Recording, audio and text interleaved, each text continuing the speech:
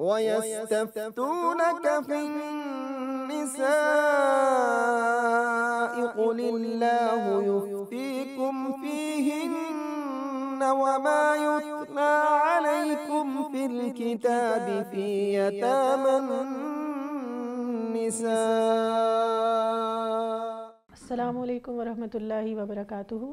میں ہوں آپ کی میزبان عائشہ احسن، اور ہمارے ساتھ موجود ہیں ہماری نہایت ہی محترم استاذہ محترمہ رضیہ مدنی صاحبہ، جو اسلامک انسٹیٹیوٹ کی ہیڈ بھی ہیں۔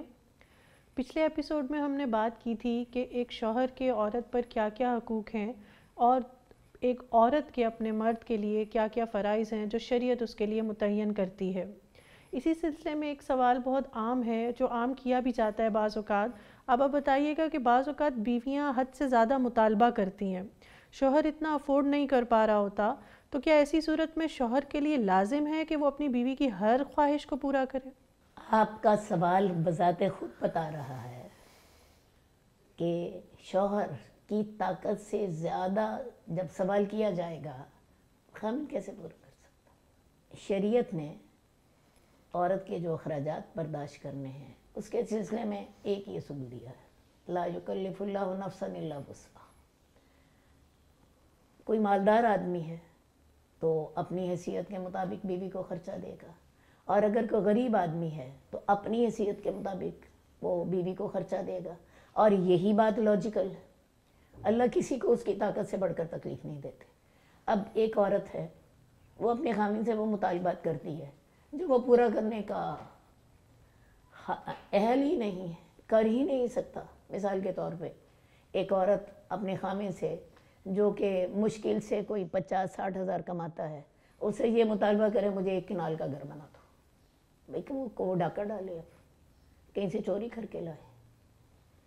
بڑی سیدھی سی بات ہے کہ اسے اتنا ہی کرنا ہے جتنا اس کی طاقت ہے، یعنی اس کی استطاعت سے بڑھ کر ڈیمانڈز نہیں کرنی چاہیے، ڈیمانڈز بھی نہیں کرنی چاہیے۔ دوسری بات ہے، مرد کو بھی یہ چاہیے کہ جس حد تک وہ اپنی فیملی کے لیے محنت کر سکتا ہے اس میں کمی نہ کرے، جس حد تک کوشش کر سکتا ہے اس حد تک اپنے گھر والوں کی ضروریات پوری کرے۔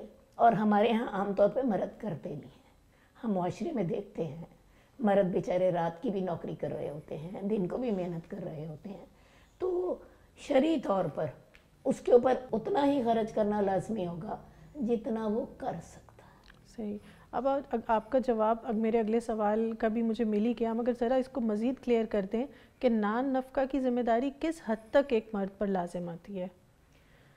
اصل میں آپ کا اگلا سوال یہ ہے کہ کیا بیوی کو وہ علیحدہ گھر بھی لے کر دیں؟ جی بالکل۔ اصل میں ہمارے ہاں جوائنٹ فیملی سسٹم چلتا ہے، اور جوائنٹ فیملی سسٹم میں ایک کمرہ بہو کو دے دیا جاتا ہے، وہی گھر ہے، وہی سیٹ اپ ہے، وہی سسٹم چل رہا ہے، ایک عورت آ کے اس میں ایڈجسٹ ہوتی ہے، ٹھیک ہے۔ بالکل ایسے اب ہوتا کیا ہے کہ عورت جو ہے اپنے خامن کی تو وہ پابند ہے ہی ہے، اس کے لیے تو اس نے فرما بردار ہونا ہی ہونا ہے، چونکہ وہ شوہر کے گھر رہ رہی ہے تو وہ اپنے سسرال والوں کی بھی پابند ہوتی ہے۔ سسرال والے یہ سوچتے ہیں یہ ہمارے گھر میں رہ رہی ہے، یہ ہمارے وسائل سے فائدہ اٹھا رہی ہے، تو اسے ہماری بات ماننی چاہیے، ٹھیک ہے۔ تو عملاً نتیجہ کیا نکلتا ہے کہ عورت خامن کی پابند، سسر کی پابند، سسرال کی پابند، گھر میں اور بھی افراد ہیں ان ساروں کی پابند۔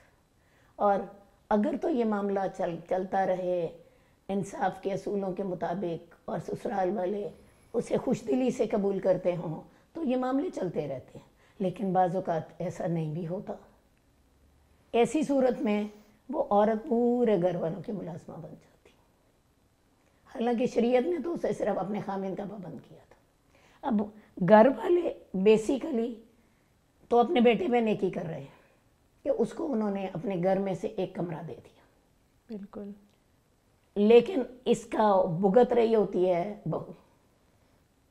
وہ اپنے بیٹے سے تو کوئی کمی نہیں کرتے، بہو کو اس کی قیمت دینی پڑتی ہے کہ وہ سارے گھر والوں کی خدمت گزار بنی ہوتی ہے۔ اب اگر حالات ایسے ہو جائیں، میں نے آپ سے کہا اگر تو سسرال والے اسے خوش دلی سے قبول کرتے ہیں، معاملات اچھے چل رہے ہیں تو جوائنٹ فیملی سسٹم میں بہت سے فائدے ہیں، بہت سی برکتیں ہیں. لیکن اگر معاملے ایسے نہیں چل رہے،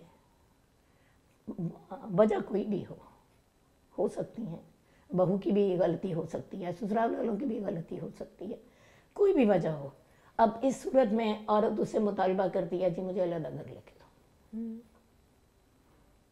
کیا خامن کو لے کے دینا ہے؟ جی آپ سوال تو آپ کا یہی ہے. جی بالکل. خامن کو لے کے دینا ہے. کیوں لے کے دینا ہے؟ بھئی وہ اس کا منتظم ہے، اس نے ہی اس کے لیے ایسے حالات بنانے ہیں جس میں وہ اچھی طرح رہ سکے. اب اس کا رہنا ہی مشکل ہوا ہے. وہ کسی اور غرض میں کمی کرے یا کوئی اپنی پلاننگ کرے، سوچے کہ میں نے کیا کرنا ہے، یا پھر ان کے حالات کو بہتر بنانے کی کوشش کرے. ورنہ عام طور پہ ہمارے ہاں یہ ہوتا ہے سارا کچھ بہو کو بھگتنا پڑ جاتا ہے. وہ چور بنی ہوتی ہے گھر میں، بالکل سارے گھر والوں کی وہ جلی کٹی بھی سن رہی ہوتی ہے اور اسے سمجھ نہیں آ رہی ہوتی میرا قصور کہاں پہ. صحیح. اور وہ اپنا حق ہونے کے باوجود حق کو ڈیمانڈ نہیں کر سکتی. ایسی صورت میں مرد کو چاہیے اسے علیحدہ گھر لے کے دے. سادہ ہو سکتا ہے. میں اس کو سنت سے بھی دیکھنا چاہوں گی، ضرور. سنت سے بھی آپ کو بتانا چاہوں گی. دیکھیں رسول اللہ صلی اللہ علیہ وسلم کی زندگی فقر و فاقہ کی تھی. گھر میں 2 مہینے تک آگ نہیں جل رہی اور گھر والے صرف کھجور اور پانی پہ گزارا کر رہے ہیں. لیکن رسول اللہ صلی اللہ علیہ وسلم نے تمام ازواج کو علیحدہ حجرہ دیا. وہ سادہ ہے، چھوٹا سا ہے، لیکن دیا علیحدہ ہے. بالکل ایسے ہی ہے. ایک بات، اب اس کا پریکٹیکل حل کیا ہوگا؟ آپ یہ نہ کہیے کہ جی میں نے آپ کے لیے ایک مسئلہ کھڑا کر دیا. گھر کے اندر ہی ایسا کریں، ایک کمرہ تو آپ نے بہو کو دیا ہی دیا ہے، اس کے ساتھ مجھے پتہ ہے باتھ روم بھی لازمن ہوگا کیونکہ آج کل اٹیچ باتھ بھی ساتھ ہوتے ہیں. اس کو ایک کچن بھی تھوڑا سا انتظام کر دیں، جتنی باتھ روم کی جگہ ہے نا اتنی جگہ پہ انتظام کر دیں اور اس کو اتنی سی جگہ پہ علیحدہ کر دیں. بعض اوقات ایسا بھی ہو سکتا ہے کہ اس کے راستے بھی اگر علیحدہ ہو جائیں تو یہ سب سے ہی زیادہ بہترین ہے. اسی گھر کے اندر ہی کمرہ اور باتھ روم تو آپ نے پہلے ہی دیا ہوا ہے، اس کو ایک کچن بھی دے دیں چھوٹا سا. آغاز میں اتنا بھی بہت کافی ہے. صحیح. اور اگر راستہ بھی علیحدہ ہو جائے تو یہ سب سے ہی بہتر ہے. ورنہ اسی سے آغاز کر لیجئے اور پھر آہستہ آہستہ جب آپ کی یہ سوچ ہوگی تو انشاءاللہ تعالی حالات اسی کے مطابق بنتے چلے برکت بھی ڈالے گا، بنتے چلے جائیں گے. تو بات اصل میں یہ ہے کہ یہ سسرال والوں نے نیکی کی اپنے بیٹے کے ساتھ، تو چلو تم اپنا گھر نہ بناؤ، ہمارے گھر میں رہ لو. قیمت اس کی ساری بہو دے رہی، ساری زندگی دیتی اور ساری زندگی دیتی رہتی. تو اگر تو معاملات اچھے چل رہے ہیں تو 100 بسم اللہ، نہیں چل رہے تو اس بیچاری کی زندگی کو جہنم تو نہ بنا دے خامد. آپ بتائیے گا گھر داماد کا جو کانسیپٹ ہے نا، شریعت اس بارے میں ہمیں کیا گنجائش دیتی ہے؟ کیا اس میں کوئی قباحت ہے؟ میں نے آپ کو بتایا شریعت تو ہمیں صرف فیسیلیٹیٹ کرنے کے لیے ہے. شریعت ہمیں ہر جگہ پہ سہولت دیتی ہے، ہر جگہ پہ آسانیاں دیتی ہے. گھر داماد بننے میں کوئی بھی شرعی قباحت نہیں ہے. میں اس کی آپ کو قرآن سے دلیل دے دیتی ہوں. حضرت موسیٰ کیا خیال ہے گھر داماد رہے ہیں یا نہیں رہے؟ حضرت شعیب کے 8 سال انہوں نے ملازمت کی، اس کے بعد شادی کی، شادی کے بعد ان کے ہاں گھر داماد رہے ہیں، اور پھر واپس مصر جب جانے لگے ہیں تو راستے میں نبوت ملتی ہے. تو حضرت موسیٰ کیا گھر داماد تھے یا نہیں تھے؟ گھر داماد. ایک بات اللہ کے رسول کو دیکھ لیجیے. اللہ کے رسول کی جب شادی ہوئی ہے حضرت خدیجہ کے ساتھ، رسول اللہ صلی اللہ علیہ وسلم کے پاس مال نہیں تھا اور آپ ابو طالب کے گھر رہتے تھے. ابو طالب غریب آدمی تھے. ابو طالب کے 9 بچے تھے، اللہ کے رسول 10ویں تھے. تو جب حضرت خدیجہ سے آپ نے نکاح کیا تو آپ حضرت خدیجہ کے گھر منتقل ہو گئے. سمجھ آئی؟ جی، یعنی اس میں کوئی قباحت اس میں نہیں کوئی ہے. قباحت نہیں ہے. اصل معاملہ یہ ہے ہمارے یہاں دین سے لا علمی ہے نا، ہر چیز کو، وہ جو آپ نے پچھلی ایپیسوڈ میں بات کی تھی نا، جن چیزوں کو شریعت نے جائز کہا ہے اس سے ہم دور بھاگتے ہیں، اور جو جائز نہیں ہے وہ ان کو ہم نے اپنے اوپر سوار کیا ہوا ہے اور انہی میں ڈوبے ہوئے ہیں. بات بس یہی ہے کہ ہم سمجھ اس ہی میں نہیں ہے شرعی ہمیں. طور پر کوئی قباحت نہیں ہے. جی. آپ کی اچھی بن رہی ہے تو 100 بسم اللہ، نہیں اچھی بن رہی تو علیحدہ ہو جائے. علیحدہ ہو جائے. صحیح. میں نے اسی لیے آپ کو قرآن سے بھی اور رسول اللہ صلی اللہ علیہ وسلم کی سنت سے بھی آپ کو مثال دیتی. جزاک اللہ. آپا اسی طرح بتائیے گا کہ مرد کے جو محرم رشتے ہیں، جیسے اس کی ماں، اس کی بہن یا اس کی پھوپھی خالہ وغیرہ، تو ان سے اس کے ملاقات کے شریعت کیا آداب متعین کرتی ہے؟ کیا وہ ان سے ہاتھ ملا سکتا ہے، ماتھا چوم سکتا ہے، گلے مل سکتا ہے؟ اصل بات ہے یہ رشتے محبت کے رشتے ہیں. ہاں، ماں کے ساتھ تو انسان کا جو تعلق ہوتا ہے میرا خیال ہے ہر شخص ہی جانتا ہے، کیونکہ ہر شخص نے ان محبت کے رشتوں سے فائدہ اٹھایا ہوتا ہے. ماں اسے اپنے گلے سے لگاتی ہے، ماں اسے اپنے ساتھ سلاتی ہے، سب کچھ کرتی ہے. اب اصل مسئلہ یہ ہے کہ بچے بڑے ہو گئے، جی. اب کیا کرنا ہے؟ جی آپا. ٹھیک ہے جی. تو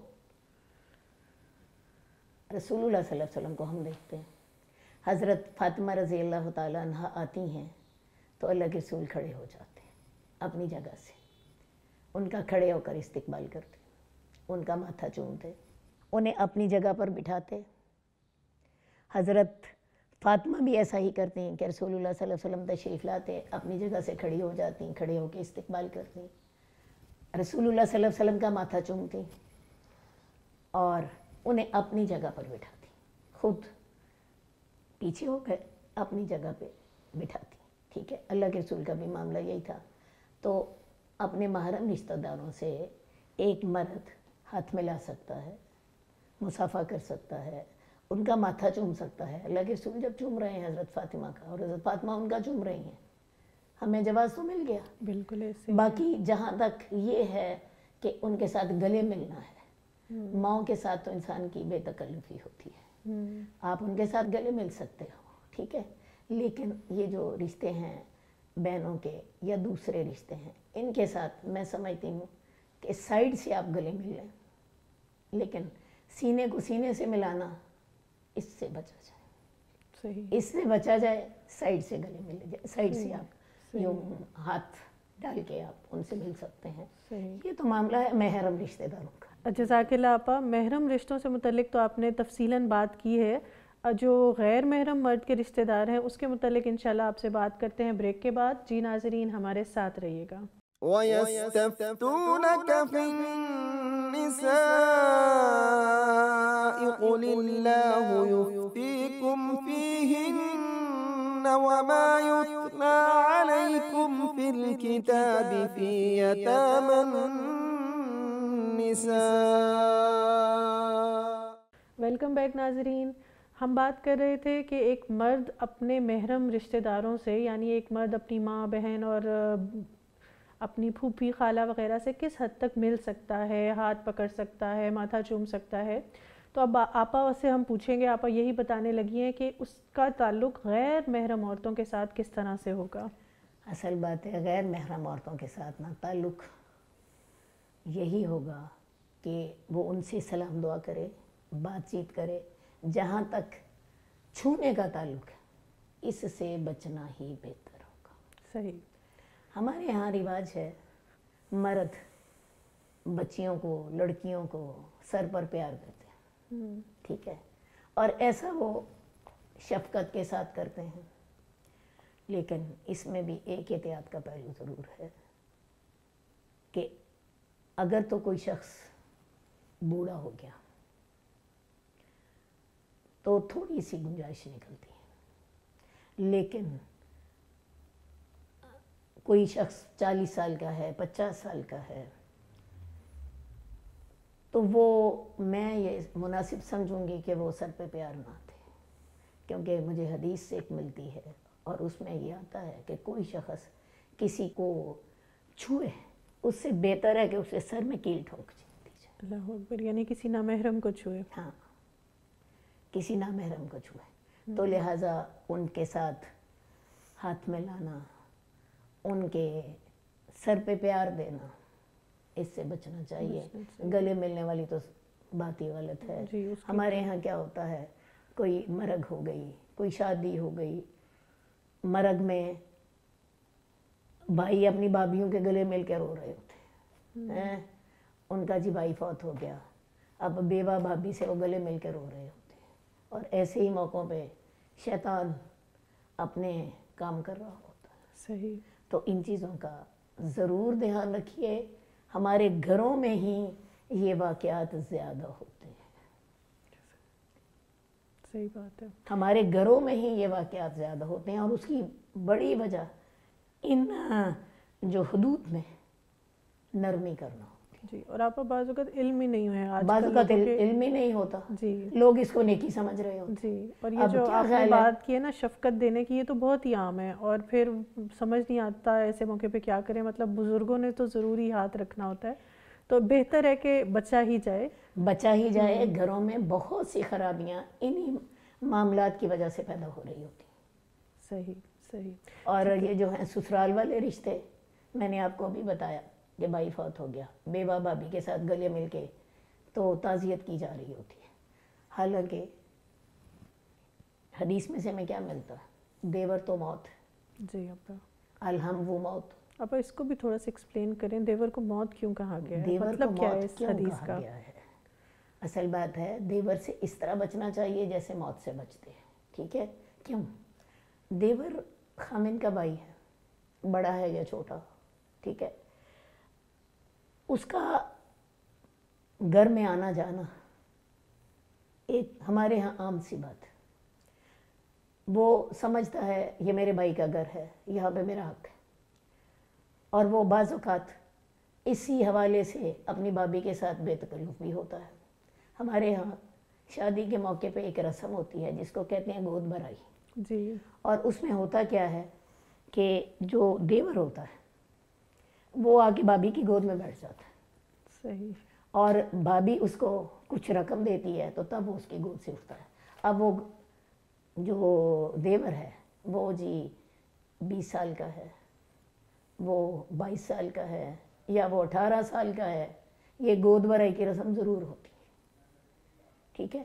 تو ان موقعوں سے یہ ہوتا کیا ہے, دیور اور بھابھی بے تکلف ہو جاتے ہیں, اور بے تکلف ہونے کے ساتھ پھر آگے شیطان کے لیے رستے کھل جاتے ہیں. دیور کو پتہ ہوتا ہے میرے بھائی کا گھر ہے, یا مجھے کوئی نہیں روک سکتا.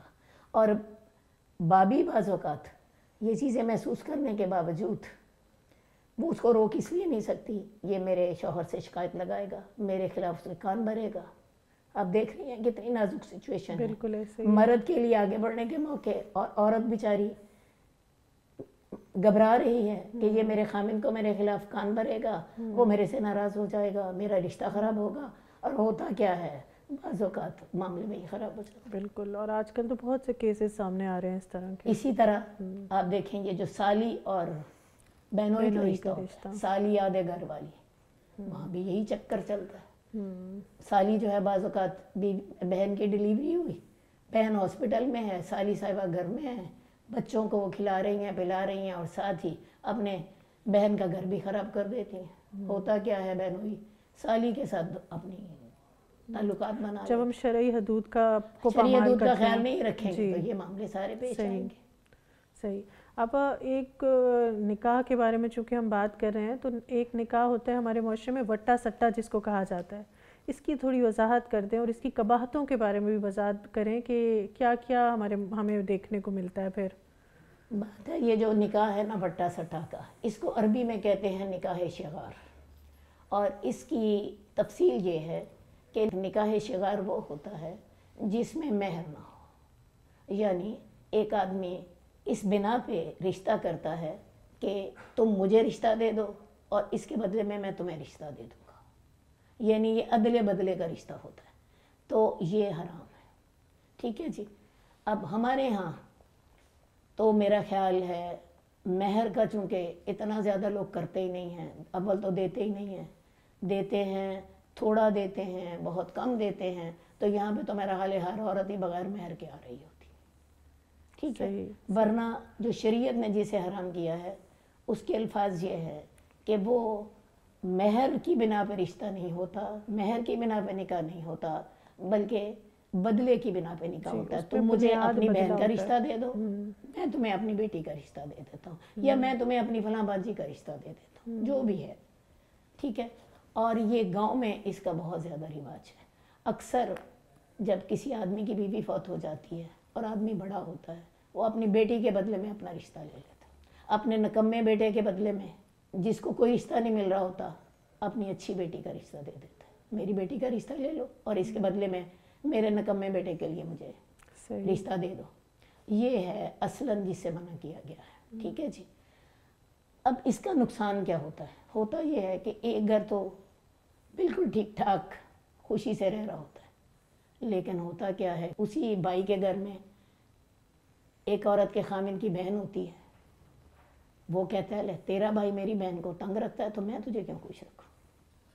اور اس کے اوپر گھر کے گھر برباد ہو جاتے ہیں. شہروں میں اس کا رواج نسبتاً کم ہے. گاؤں میں تو ہر گھر میں وٹا سٹا چل رہا ہوتا ہے، اور اس میں ایک گھر برباد ہوا، اسی کی مخالفت میں دوسرا بھی گھر برباد ہوا.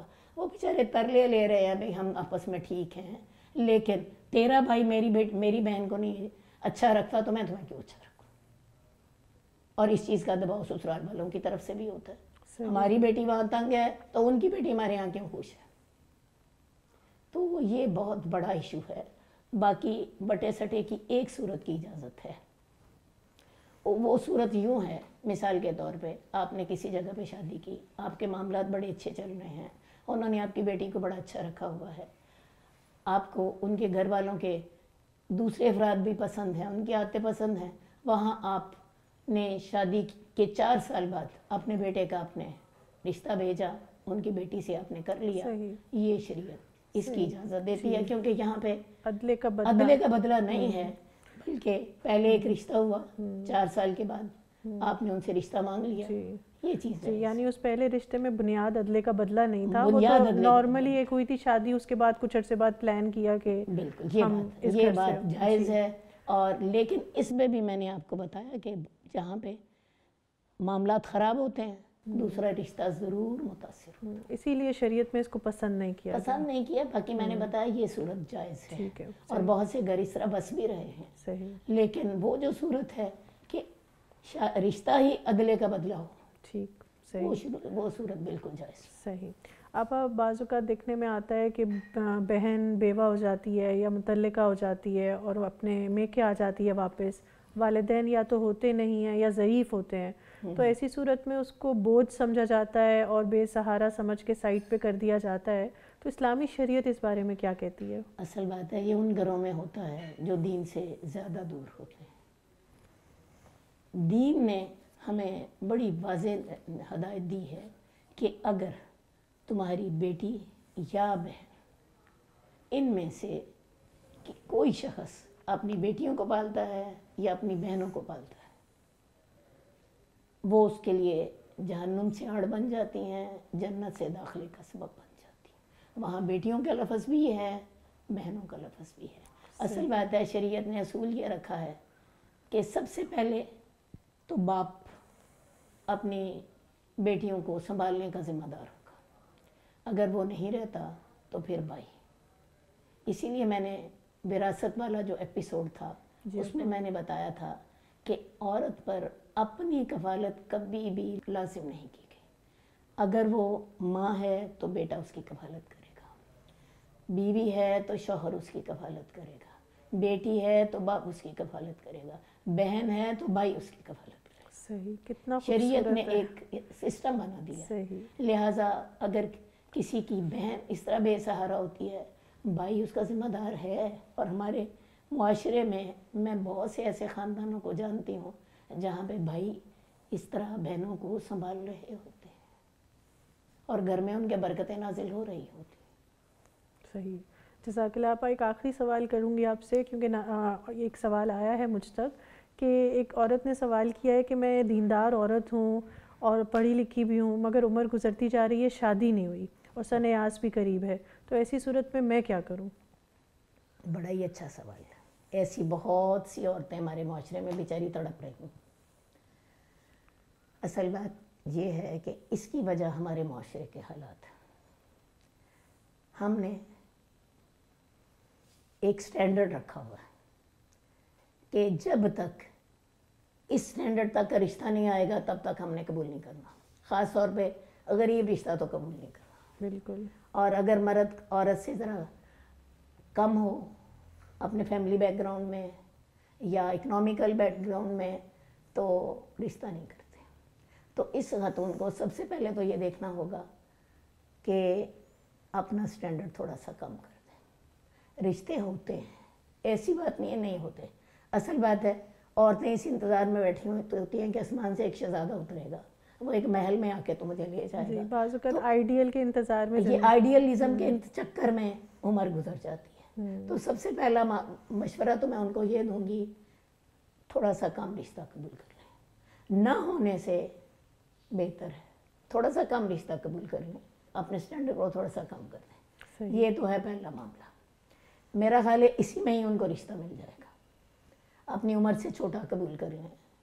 ہم ایک معاملے میں نہیں ہم دیکھ رہے ہوتے، ہمارے اکنامیکلی بھی ہم سے بہتر ہو، سوشلی بھی ہم سے بہتر ہو، عمر میں بھی ہم سے بڑا ہو، اور بہت کچھ ہمارے خاندان کا ہو، اور پتہ نہیں کیا کیا کچھ مطالبے ہوتے ہیں۔ تو تھوڑا سا اپنا سٹینڈرڈ کم کر دیں، انشاءاللہ تعالیٰ اسی سے ان کا مسئلہ حل ہو جائے گا۔ اور اگر اس سے مسئلہ نہیں حل ہوتا پھر ایک اور حل ہے، جی ابا، دوسری شادی کے لیے تیار ہو جائے، بجائے اس کے کہ وہ ساری عمر اس طرح تڑپتی رہیں۔ کیا یہ بہتر نہیں ہے کہ وہ کسی کے ساتھ دوسری بیوی کی حیثیت سے نکاح کر لیں؟ انہیں گھر مل جائے گا، اولاد مل جائے گی، انہیں جو ہے ساتھ مل جائے گا، عزت مل جائے گی، اور وہ تنہائی کی زندگی سے بچ جائیں گی۔ تو اس بات پہ ضرور غور کیجئے۔ ہمارے ہاں دوسری شادی کا بالکل کانسیپٹ نہیں ہے، حالانکہ شریعت ہمیں اس کی اجازت دیتی ہے۔ صحیح بات ہے، شریعت اس کی اجازت دیتی ہے، تو بجائے اس کے کہ ایک عورت اکیلی زندگی گزار کے ڈپریشن کا شکار ہو اور اسے اپنی زندگی فالتو لگے، کسی آدمی کی دوسری بیوی بن جائے۔ صحیح ہے، بہت آپ شکریہ کو ابا۔ تحفظ بھی ملے گا، جی، گھر بھی ملے گا، مرد کا ساتھ بھی ملے گا، آپ کی ضروریات بھی پوری ہوں گی، اور سنت پر عمل بھی ہو جائے گا، سنت پر عمل بھی ہوگا، اللہ اولاد بھی دے دے گا انشاءاللہ۔ لیکن اپنے آپ کو ان کاموں کے لیے مینٹلی پریپیئر کرنا۔ یہ جو دوسری شادی کے خلاف ہمارا تعصب ہے، یہ بھی ہمارے گھر نہیں بسنے دیتا، یہ بھی ہمارے گھر نہیں بسنے دیتا۔ آپ دیکھ لیجئے پاکستان کے حالات کیا ہیں کہ اچھے رشتے دستیاب ہی نہیں ہیں۔ جی، عورتیں بہت زیادہ پڑھی لکھی اچھے خاندانوں کی بیٹھی ہوئی ہیں، اور لڑکے والوں کا ذہن آسمان پر ہوتا ہے، انہیں کوئی لڑکی پسند ہی نہیں آتی۔ اگر خواتین دوسری شادی کے لیے تیار ہو جائیں تو میں آپ کو بتاؤں، اس سے عورتوں کی مارکیٹ ویلیو بڑھے گی۔ یہ کریں گے تو مرد، لیکن قدر عورتوں کی بڑھے گی۔ اس کی وجہ یہ ہے کہ اس کی وجہ سے یہ جو ہمارے ہاں ایک سیٹ اپ ہے کہ لڑکے تھوڑے ہیں لڑکیاں زیادہ ہیں، یا اچھے رشتے تھوڑے ہیں اور لڑکیوں کو مجبور ہونا پڑتا ہے کم تر رشتے پر، اس طرح لڑکیوں کی مارکیٹ ویلیو بڑھے گی، کیونکہ اب لوگ زیادہ رشتے چاہیں گے۔ ایک آدمی اگر 2 نکاح کر لیتا ہے تو اب یہ دیکھیں ایک دم سے پورا ماحول بدلتا ہے۔ بالکل ایسے یہ عورتوں کو سوچنا چاہیے، عورتیں جذباتی ہوتی ہیں نا، دور کی نہیں سوچتی، فوری سوچتی ہیں۔ تو اگر یہ والا کام ہونے لگ پڑے تو مارکیٹ ویلیو عورت کی بڑھے گی، صحیح بات ہے، انشاءاللہ۔ جزاک اللہ آپا، بہت شکریہ۔ جی ناظرین، مجھے امید ہے آپ کو آج کا پروگرام بھی اچھا لگا ہوگا۔ آپ کی فیڈ بیک کا انتظار رہے گا۔ السلام علیکم ورحمۃ اللہ وبرکاتہ۔ وَيَسْتَفْتُونَكَ فِي النِّسَاءِ قُلِ اللَّهُ يُفْتِيكُمْ فِيهِنَّ وَمَا يُتْلَى عَلَيْكُمْ فِي الْكِتَابِ فِي يَتَامَى النِّسَاءِ